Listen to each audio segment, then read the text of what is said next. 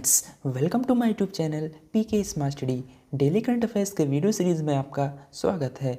आज है 11 जनवरी 2021 से करंट अफेयर्स के जितने भी इंपॉर्टेंट क्वेश्चन बनते हैं हम इस वीडियो में डिस्कस करेंगे।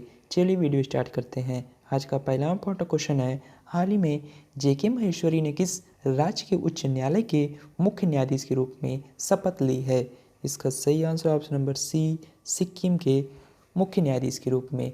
जस्टिस जितेंद्र कुमार माहेश्वरी इनका फुल फॉर्म यानी कि है सिक्किम के उच्च न्यायालय के मुख्य न्यायाधीश के रूप में शपथ ग्रहण की है। सिक्किम के राज्यपाल गंगा प्रसाद जी ने राजभवन में आयोजित एक समारोह के दौरान न्यायमूर्ति माहेश्वरी को पद की शपथ दिलाई है।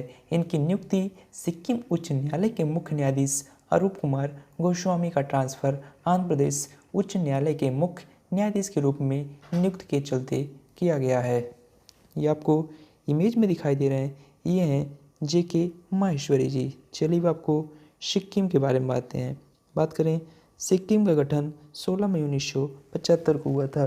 बात करें, चीफ मिनिस्टर हैं श्री PS गोले जी, जो कि आपको इमेज में दिखाई दे रहे हैं। गवर्नर है श्री गंगा प्रसाद जी। बात करें कैपिटल की तो गंगटोंग। फर्स्ट CM काजी लेंडुप डोरजे। फर्स्ट गवर्नर BB लाल। फर्स्ट बात करें लोकसभा सीट की 1, राज्यसभा सीट 1, टोटल डिस्ट्रिक्ट है 4। मेन रिवर यहाँ का तीस्ता। सिक्किम का हाई कोर्ट सिक्किम में ये चीफ जस्टिस जेके महेश्वरी जी। चलिए आपको मैप में दिखाते हैं, ये मैप में सिक्किम।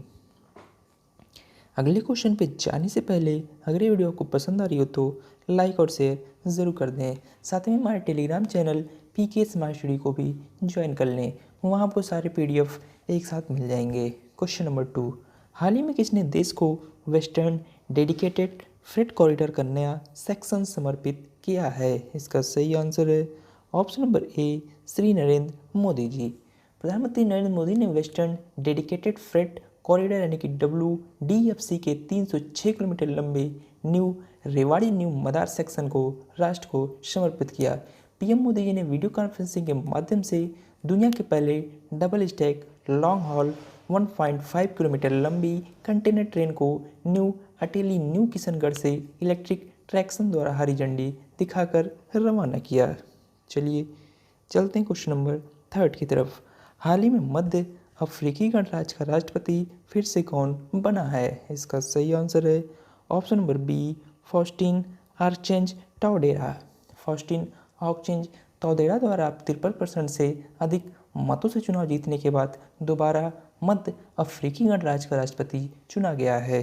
63 वर्षीय राष्ट्रपति 2016 में सत्ता में है, लेकिन देश के विशाल हिस्सों पर नियंत्रण हासिल करने के लिए हथियारबंद विरोधियों से लगातार संघर्ष कर रहे हैं। सोने और हीरे के उत्पादक मध्य अफ्रीकी गणराज्य की आबादी 4.7 मिलियन है। ये आपको इमेज में दिखाई दे रहे हैं, ये हैं फॉस्टीन आर्चेंज टॉडेरा। चलिए चलते हैं क्वेश्चन नंबर 4 की तरफ। हाल ही में किस राज्य की सरकार ने मिट्टी और पानी की टेस्टिंग करने के लिए कृषि संजीवनी वैन को हरी झंडी दिखाई है? इसका सही आंसर है ऑप्शन नंबर C, कर्नाटका।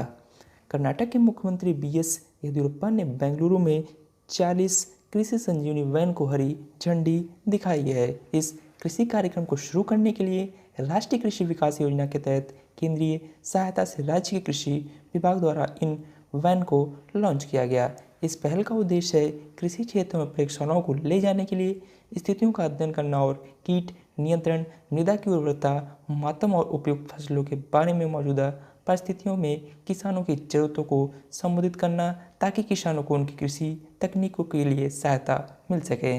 साथ ही में फसलों को उगाने वाली मिट्टी, पानी और कीटों के आधार पर कृषि विभाग के कर्मी उपाय सुझा सकते हैं। चलिए अब आपको कर्नाटक के बारे में बात करें। कर्नाटक का गठन 1 नवंबर 1956 को हुआ था।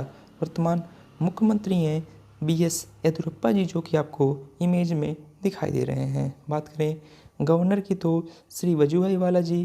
Capital Bangalore. First CM K Chengalaraya Reddy. First governor Jaya Chamarajendra Wadiyar.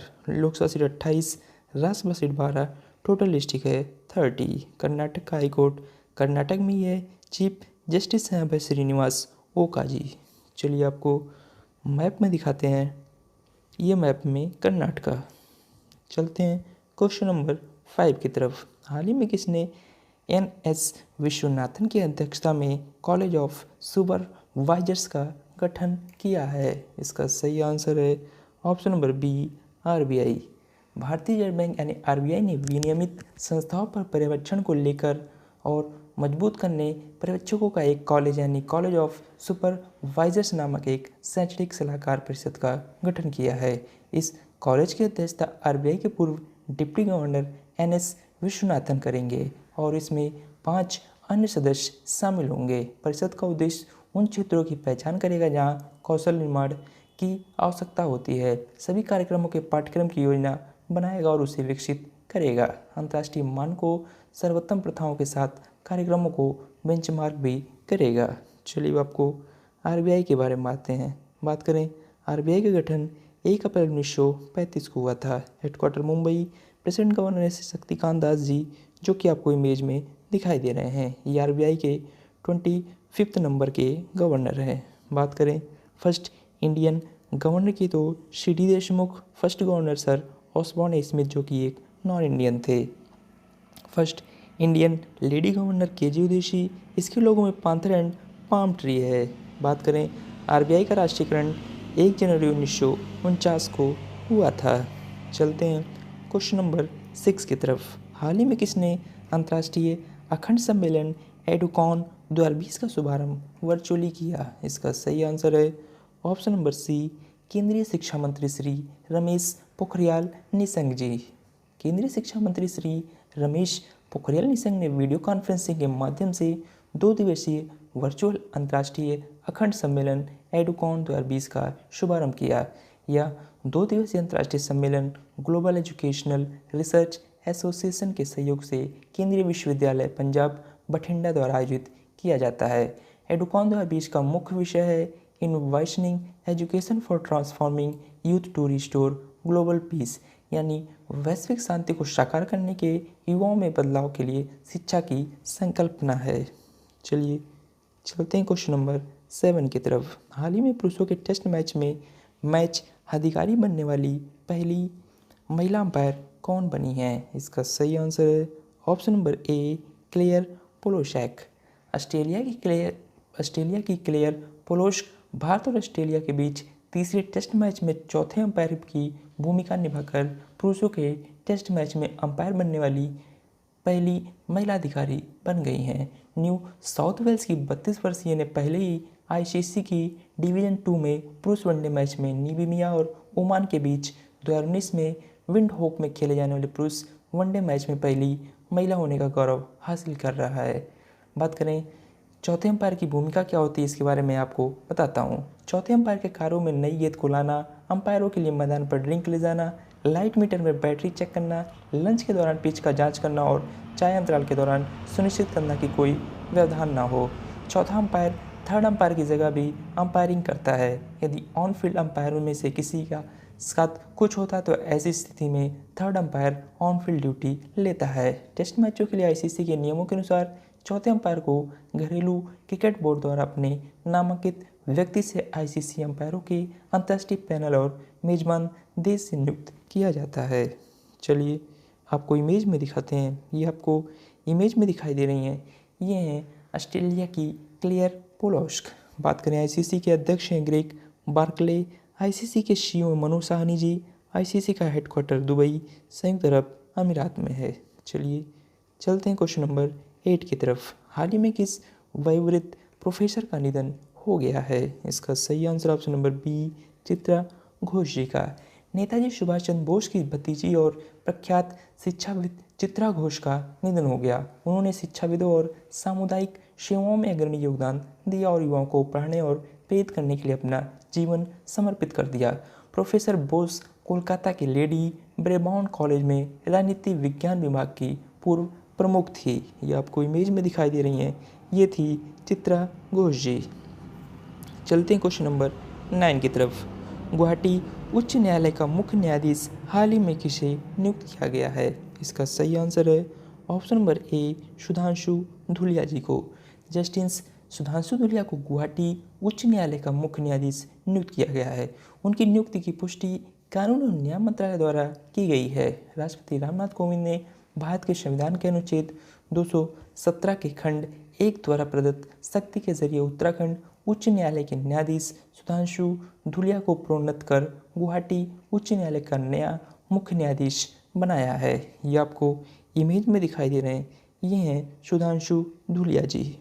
चलते हैं क्वेश्चन नंबर 10 की तरफ। हाल ही में किसने सतर्क नागरिक मोबाइल एप्लीकेशन लॉन्च की है? इसका सही आंसर है option number D, Jammu Kashmir के उपराज्यपाल मनोज सिन्हा जी ने। जम्मू कश्मीर के उपराज्यपाल मनोज सिन्हा ने Jammu and Kashmir anti corruption bureau के मोबाइल एप्लीकेशन सतर्क नागरिक और विभागीय सतर्कता अधिकारी पोर्टल को लॉन्च किया। उपराज्यपाल ने कहा कि यूटी प्रशासन पारदर्शी, जवाबदेह और उत्तरदायी शासन सुनिश्चित करने के लिए व्यापक प्रयास कर रहा है। मोबाइल एप्लीकेशन सतर्क नागरिक के बारे में बात करें तो लॉन्च किए गए नए मोबाइल एप्लीकेशन को भ्रष्टाचार के बारे में आसानी से जानकारी की सुविधा प्रदान करने और नागरिकों को आसानी और गतिशीलता के साथ अपनी शिकायतों भेजने में सक्षम बनाने के उद्देश्य से विकसित किया गया है। बात करें जम्मू कश्मीर के वर्तमान उपराज्यपाल है मनोज सिन्हा जी। चलिए चलते हैं क्वेश्चन नंबर 11 की तरफ। हाल ही में किसे AIFF का पहला उप महासचिव नियुक्त किया गया है? इसका सही आंसर है ऑप्शन नंबर सी, अभिषेक यादव जी को। भारत के पूर्व स्ट्राइकर अभिषेक यादव को खेल निकाय द्वारा पदानुक्रम में एक नया पद बनाने के फैसले के बाद ऑल इंडिया फुटबॉल फेडरेशन को पहला उप महासचिव नियुक्त किया गया। 40 वर्षीय पूर्व अंतर्राष्ट्रीय खिलाड़ी जो भाईचुंग भूटिया, सुनील छेत्री, महेश गवली और क्लाइमैक्स लॉरेंस के साथ खेल चुके हैं, जनवरी 2018 से राष्ट्रीय टीम के निदेशक के रूप में काम कर रहे हैं। बात करें ऑल इंडिया फुटबॉल फेडरेशन के अध्यक्ष हैं प्रफुल्ल पटेल जी। ऑल इंडिया फुटबॉल फेडरेशन के उपाध्यक्ष हैं सुब्रत दत्ता जी।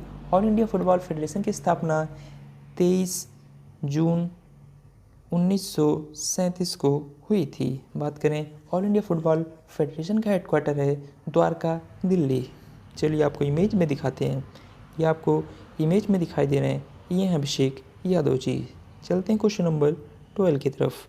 हाल ही में किस बैंक ने सेना के जवानों के लिए सौर्य सैलरी अकाउंट लॉन्च किया? इसका सही आंसर है ऑप्शन नंबर ए, बंधन बैंक। निजी क्षेत्र के बैंक बंधन बैंक ने भारतीय सेना के साथ सेना कर्मियों को बैंकिंग सेवाएं प्रदान करने के लिए एक समझौते पर हस्ताक्षर किए। बैंक इस साझेदारी के तहत सेना के जवानों के लिए सौर्य सैलरी अकाउंट की सेवा प्रदान करेगा। बंधन बैंक सौर्य सैलरी अकाउंट जीरो बैलेंस खाता होता है, यानी इसमें कोई भी मेंटेन चार्ज नहीं लगेगा। इसके अलावा सौर्य सैलरी अकाउंट कर्मियों और उनके परिवारों को भी सुरक्षा प्रदान करता है। बात करें बंधन बैंक के एमडी और सीईओ हैं चंद्रशेखर घोष जी। हेडक्वार्टर कोलकाता, पश्चिम बंगाल। बात करें इसकी स्थापना 2001 में हुई थी। चलते हैं क्वेश्चन नंबर 13 की तरफ। हाल ही में किस म्यूचुअल फंड ने अपना नया निवेशक जागरूकता अभियान पैसों को रोको मत लॉन्च किया? इसका सही आंसर है option number D, IDFC mutual fund. IDFC mutual fund ने देश भर में अपने नए निवेशक जागरूकता अभियान पैसों को रोको मत की शुरुआत की है। इस नए अभियान के जरिए IDFC म्यूचुअल फंड का लक्ष्य वेल्थ क्रिएशन से संबंधित प्रयासों को पारंपरिक से समकालीन में बदलना है। इस अभियान के बारे में बात करें तो IDFC म्यूचुअल फंड का यह नया अभियान बचतकर्ताओं को निवेशकों बनने और उनके निवेश के लिए स्मार्ट और आधुनिक म्यूचुअल फंड का जरिया बनाए जाने का आग्रह करता है। 360 डिग्री अभियान आपके धन को बढ़ने के पारंपरिक तरीकों से परे देखने और अपने लक्ष्य का उपयोग करके परिसंपत्ति वर्गों और निवेश समाधानों में अपने धन को आवंटित करने पर केंद्रित है। चलिए चलते हैं पिछले दिन के वन लाइनर करंट अफेयर्स को रिवीजन करते हैं। बात करें केंद्र सरकार ने लद्दाख में सिंधु नदी पर 144 मेगावाट की 8 जल विद्युत परियोजनाओं को मंजूरी प्रदान की है। बात करें आर गिरिधर जी ने राइट अंडर आवर नोज शीर्षक उपन्यास लिखा है। भारतीय अमेरिकी डॉक्टर राज अय्यर को USA देश की सेना का पहला मुख्य सूचना अधिकारी नामित किया गया। केंद्र सरकार ने जम्मू कश्मीर के विकास के लिए 28,400 करोड़ रुपए की मंजूरी प्रदान की है। ब्लूमबर्ग की तरफ से जारी की जाने वाली अरबपतियों की सूची में एलन मस्क दुनिया के सबसे अमीर व्यक्ति बन गए हैं। बात करें NFHS5 के प्रतिकूल परिणामों की जांच के लिए स्वास्थ्य मंत्रालय द्वारा गठित पैनल का प्रमुख प्रीति पंत जी हैं। बात करें केंद्र सरकार ने वित्त वर्ष 2020-21 में GDP की विकास दर निम्न में से यानी कि 7.7% रहने का अनुमान लगाया है। फतह एक जिसका सफल परीक्षण किया गया पाकिस्तान देश की स्वदेशी रॉकेट प्रणाली है। बात करें हेमा कोहली जी ने तेलंगाना राज्य के चीफ जस्टिस के रूप में शपथ ली है। बात करें सत्यापाल जो कि एक मशहूर फैशन डिजाइनर थे, तमिलनाडु के कोयम्बटूर में उनका निधन हो गया। चलिए चलते हैं आंसर ऑफ एस्टरडे क्वेश्चन की तरफ। आंध्र प्रदेश हाई कोर्ट के नए मुख्य न्यायाधीश के रूप में निम्न में से किसे नियुक्त किया गया? इसका सही आंसर था ऑप्शन नंबर डी, अरूप कुमार गोस्वामी। क्वेश्चन नंबर 2 था हाल ही में किस देश ने मृत्युदंड को समाप्त कर दिया? इसका भी सही आंसर था ऑप्शन नंबर बी, कजाकिस्तान। चलिए चलते हैं क्वेश्चन ऑफ द डे की तरफ। हाल ही में किस राज्य ने धियादा लोहरी और बसेरा योजना लॉन्च की है? क्वेश्चन नंबर 2 आज का हाल ही में प्रवासी भारतीय दिवस कब मनाया गया? और साथ ही में ये बताना है कि प्रवासी भारतीय दिवस क्यों मनाया जाता है। कमेंट करके आप लोग ज़रूर बताया करें। कमेंट करने से आपको आसानी से याद हो जाता है। ऐसे डेली करंट अफेयर्स के वीडियो के लिए आप अपने चैनल PK स्मार्ट स्टडी को सब्सक्राइब करें। वीडियो अच्छी लगी तो अपने दोस्तों को शेयर ज़रूर करें। Thank you.